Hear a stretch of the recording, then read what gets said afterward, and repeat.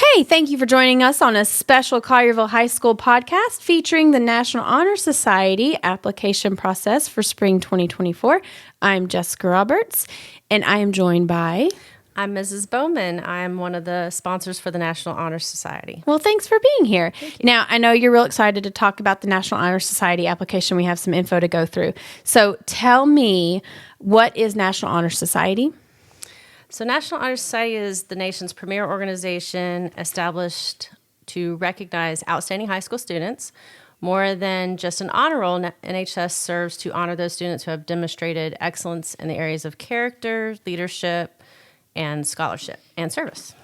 Well, great. So Collierville High School students are going to start applying here that meet the requirements. Tell me when the application process opens.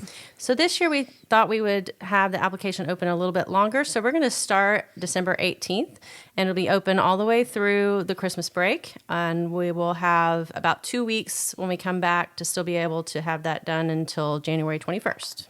Great. Tell me, who at Collierville High School can apply?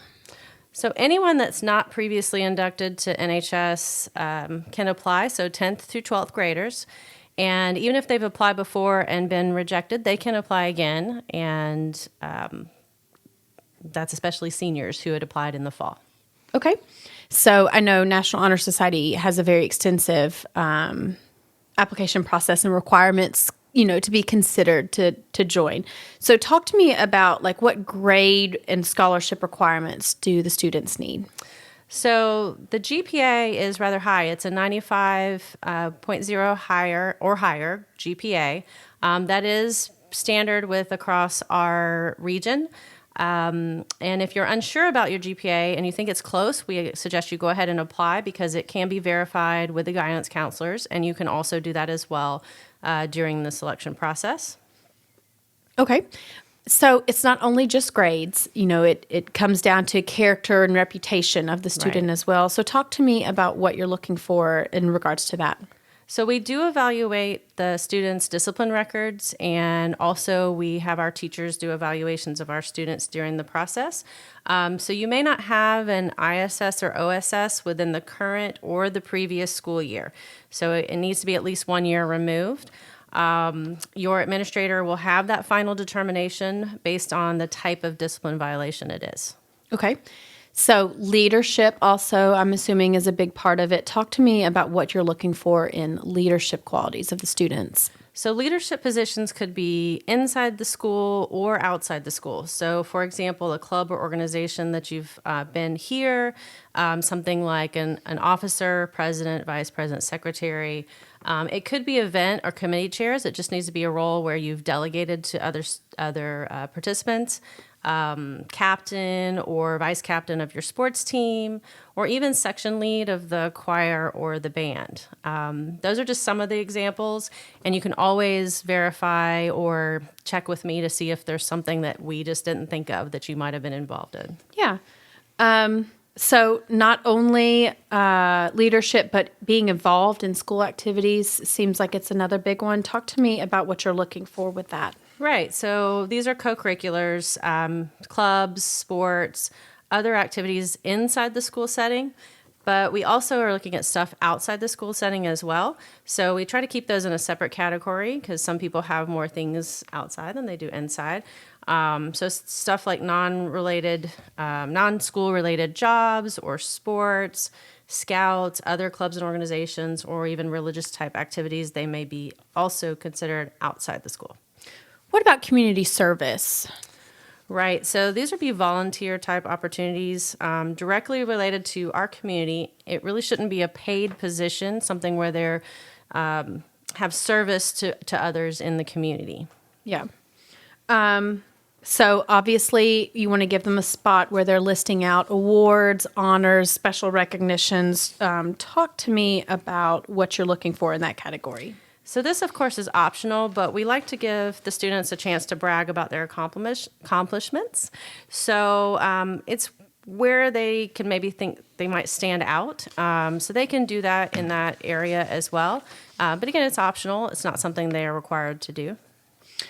And then it says here you may include a short paragraph that maybe talks about yourself that for the application process. Tell me about that little small paragraph. Yeah, so our students like to send in an essay discussing things. So we wanted to give them a place to do that. And so it's more of like a summary of their application.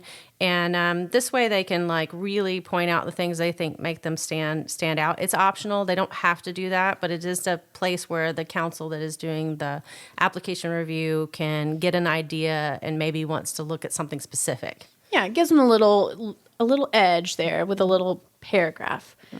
Okay, so with applications, there's always some, fine print and things to look out for that we need to follow proper formatting and all that sort of stuff. Talk to me about what's a little bit different about this NHS application. So to make it a little bit easier for our council to go through the applications, we wanted it to be streamlined so all the applications look similar. So we have a template that has bulleted for each of these different submissions. So we want to make sure we have maybe a title for the club or organization that you're involved in. Below that, you can write a paragraph or small statements about what you actually did. And the more you include to describe what you did is better. But making sure we have that bulleted points really helps us streamline it and read it a little bit easier when they're going through it. And also, you don't want to include your name anywhere in the paragraph or body of the submission because these are blind submissions for the applications. So your name is not on there. They're anonymous. And we want to be able to just look at what you've submitted, not bias the council in any way. Yeah, that's a great way to make sure it's merit-based as well. Yes. I like that process. So kind of give me a timeline for what the vetting process application looks like.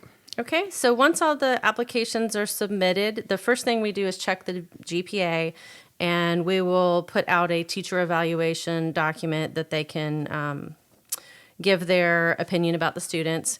And then we will also be checking the discipline records at that time. So once all of that is done, that information is given to the council. And the council is a council of master teachers at our school, and they will vote on the records of the students. So they actually will go through each application, read them, point out things. And so having that, again, streamlined and easy to read is much quicker for them to be able to figure out the merit of the application. And so once that's done, they'll come to a final vote. And it usually takes about 2 weeks for all this to come together. Okay, great. Talk to me about how I know if I am admitted into NHS. So after the council votes, it's a fairly quick turnaround that we get our acceptance or denial letters. And in that letter, you'll have all the information that you need about the induction ceremony, the fees, and what all of that entails. And so we usually try to get those letters out about 2 weeks before induction so they have time to plan if they want to be there. They don't have to be there, but it is a nice ceremony, and we get to honor those kids for their really big accomplishments to getting into the National Honor Society. Yeah. And then if I am selected into the National Honor Society, talk to me about what fees and the induction process is like. So there's a $21 membership fee, and that is due by induction, and that's the national fees that we have to pay for. It also covers some of the other things like, I believe, the stoles and stuff like that. But we do have other council members that are in charge of that, so don't quote me. And then if I need more information about the application, okay, tell me where to find that. Yeah, so on the Collierville High School website under academics, there is a link to academic clubs and honor societies. And so if you click on that, that is where you can go to apply. We will send out through Student Square the application link, but it will be there as well. And there's also a video detailing all the things that we talked about today and the template. And the template is also there so that you have everything you need to apply. So I've read, the application process. I've watched the video. I've listened to the podcast. I still have questions. What can I do? Yes, I am the main person that goes through the initial application evaluations.